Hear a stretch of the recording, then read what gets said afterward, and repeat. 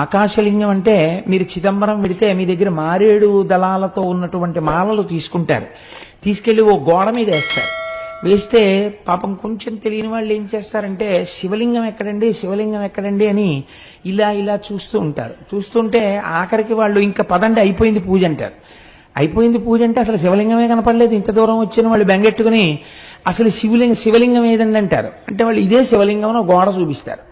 ఇదేమిటి ఇది శివలింగం ఏమిటి అనుకుని వెళ్ళిపోతే అక్కడ ఉన్న వాళ్ళు అంటారు అర్థం కాకపోతే అది చిదంబర రహస్యం అండి. అంటే చిదంబర రహస్యం అంటే ఏమిటంటే ఆకాశము అంటే అంతటా వ్యాప్తి చెందినది.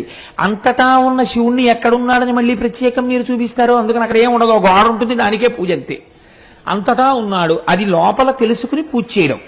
కాబట్టి చిదంబరం ఆకాశలింగం, శ్రీకాళహస్తి వాయులింగం. మీకు తెలుసు అక్కడ రెండు జ్యోతులు వెలుగుతుంటాయి ఎప్పుడు. మనకి సైన్స్ లో ఏమిటంటే ఆక్సిజన్ లేకపోతే దీపం